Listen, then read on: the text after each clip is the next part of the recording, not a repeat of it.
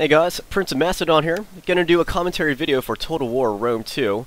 And this will be a battle showing me going up against an opponent on superior terrain.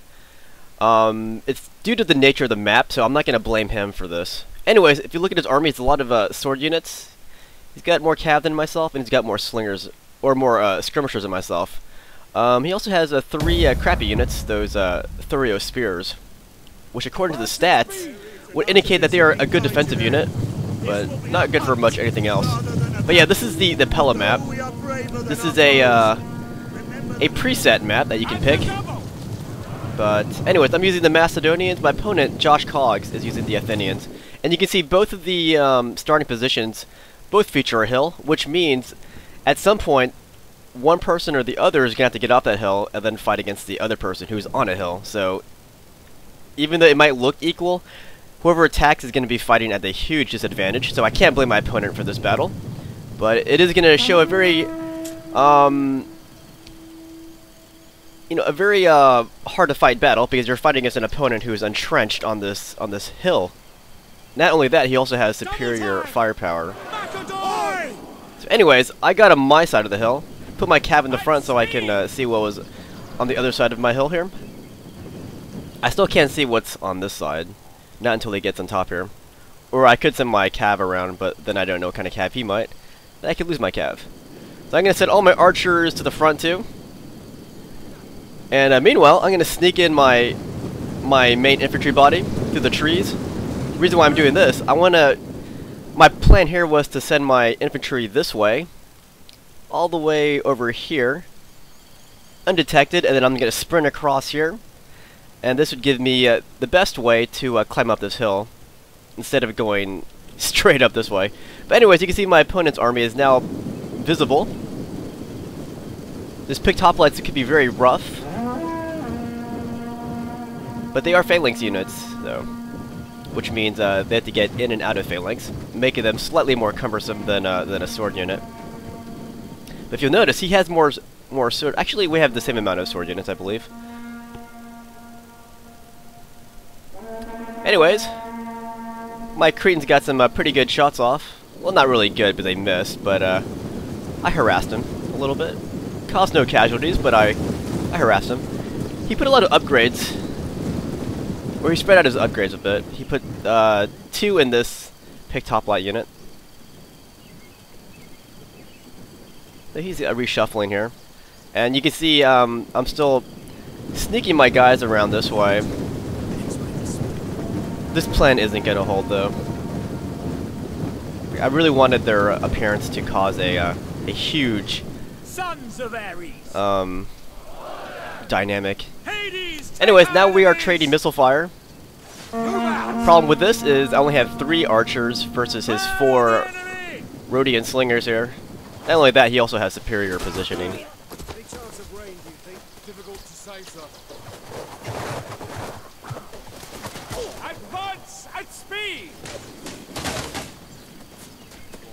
If you'll notice, I am using Macedon a lot more in my battles now. That's the way it should be. I am the Prince of Macedon after all. So I'm going to be sticking with Macedon more, so I can get comfortable with them. That's how I learned Rome 1. I just played Macedon forever and ever. And, you know, I also did use other factions, of course. But I'm the Prince of Macedon for a reason. And that's because my favorite faction is Macedon, regardless. So I'm just going to stick with them. Occasionally I'll branch out, but yeah. Anyway, this is a bad sign. When I saw that my archers were getting destroyed so quickly by his Rhodian slingers, I decided to sprint my guys out of here. Now I decided, hey, you know, if I'm gonna lose all my skirmishers, I need to get up that hill quickly before he starts redirecting his fire at my melee units. So while I still had firepower, I'm gonna use them. I'm gonna send in my Aspis to scare away his slingers. But yeah, I'm rushing up all my sword units and my pike units too. And as he sees my Aspis coming up, he retreats his slingers and he moves up his Thurio spears. And he also has his picked hoplites there too. Advance at speed! So that's what's happening here. He's got that huge hill right there. And he starts redirecting his fire at my my thorax pikeman here, and it's gonna cause serious damage to him. Look at that. I'm not even getting close to his guys. My guys are dropping. So while he's shooting my melee units, I'm still doing counter skirmishing with my skirmishers. And I'm leaving one of my Aspis over here, but I see he has a cav unit sneaking over there. I don't want my Cretans, what little they are, to die. I want them to expend all their ammo before being used up. So I'm going to take this unit of Aspis here. I'm going to charge into these guys. The reason why I'm doing this is I want to give my sword units a better positioning here before they get engaged. That was a pretty good charge. I knocked down 9 swordsmen in that unit. But look at my phalanx unit. The one on the very left is routed already. They're down to 35. These guys are going to die too. I've got these guys up here. He's going to charge down. That's going to be more of an even fight there. But over here, got my swords and my swords and his swords and his swords. And I'm going to do some charging with my Aspis companions.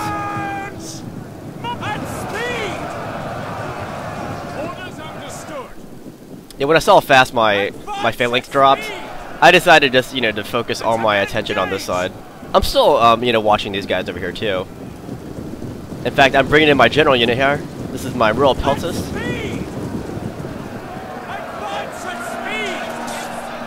I'm really loving my Royal Peltis. I'm basically using these guys as my my Hypaspis. Even though there is a designated shield bearer unit, I prefer these guys. But later in the battles of Philip V, there's an argument that the Royal Peltis were actually the Hypaspis. So anyways, I'm going to start countercharging over on this side, using my swords to surround over here. At the same time, I'm using my Royal Peltis unit to cause havoc on his skirmishers. I don't want them firing at my guys anymore. And my phalanx is holding their ground, but I see this unit. They're about to outflank my phalanx there. But I'm causing serious damage on this side. See that?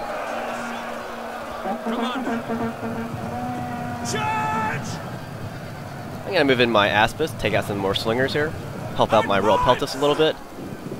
And yeah, skirmishers are still doing counter skirmishing. And here I charge into his cav with my 1 Aspis. That was a preemptive strike. I wanted to ward them away from my slingers, or sorry, my Cretans. So I caused some pretty good damage. I lost half of my Aspis on that side though. Totally worth it. That's more of a diversionary wing. This is where the action's at. Well, not here, but over here. So my Peltist, my Royal Peltis, sorry, they're going up against his picked hoplites. When I see that his guys are holding their ground, I'm just going to withdraw my Royal Peltis. It's going to run away because these guys are spears here, these picked hoplites. So I can disengage. But there goes my phalanx. It's just plopping. And I'm just going to write this this flank off here. This is a quick charge. But yeah, I'm going to go back over here. Try to knock out this wing. I had to win somewhere. And I'm going to use whatever wing I win on to start attacking his victorious wing. Kind of neglected my Aspis there. Yeah, my phalanx is still dying. Slowly but surely.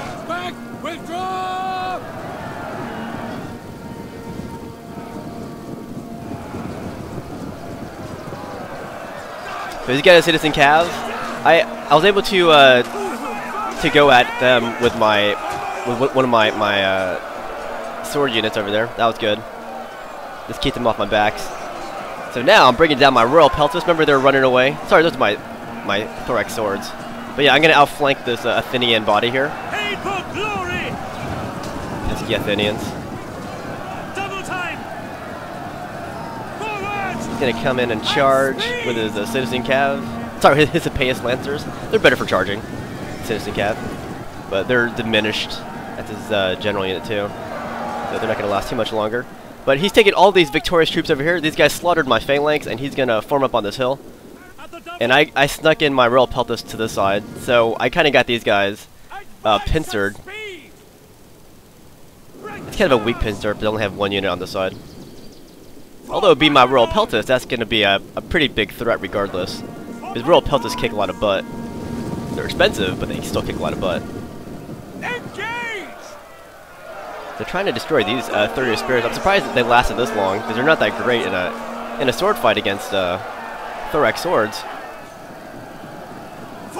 So when I was trying to outflank with these sword units, that was drawing a lot of his attention over here. So I'm gonna move in my Royal Peltas. See, I'm just avoiding his picked hoplites. I can do that.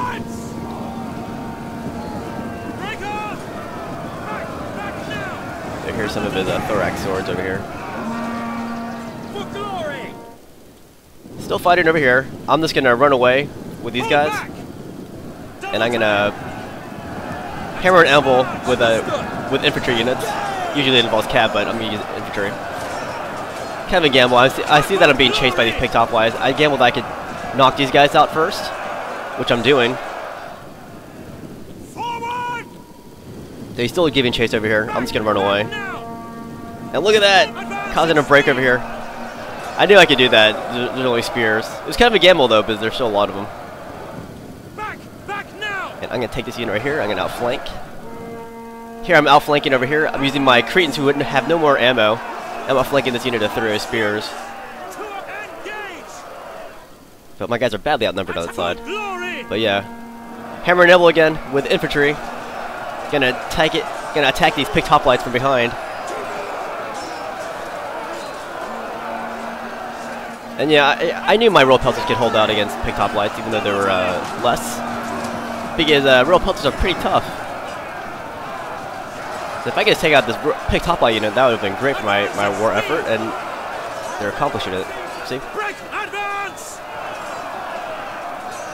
So you can see that this battle is definitely my favorite now. But it was a very hard battle going up against this guy who had superior terrain. Remember, I don't blame him for that. That's due to the nature of the map. Someone had to have a disadvantage. And I'd rather it be me than him. But it's still a very tough battle, especially when he has superior firepower. He just destroyed my guys, and my phalanx units were getting hacked down. So I really thought I was going to lose that when I saw how fast I lost my skirmishers, his better positioning, how fast my phalanx bit the dust. But yeah, if you quit the game, you're not going to win. That's for sure. So I stuck in it. I brawled on the right, and I was victorious on the right, and I took that victorious wing, and finally was able to triumph. And these are his remnants here. He has these slingers. But that was more of a glory charge. He knew he was toast at this point. So I really enjoyed that battle immensely. Totally thought I was going to lose. It was a bloodbath on both sides. So let's see. Yeah, we had an equal amount of sword units. The difference was one of my sword units was a Royal Peltas, so I had the sword edge there. He had a picked hoplite. I had 4 thorax pikes, and then he had 3 of those Thorio spears. So I would say I had a somewhat better spear force. But he had more skirmishers, and he had more cav. But yeah. Hope you guys enjoyed this battle, and good game to Joshcogs. I'll see you guys later.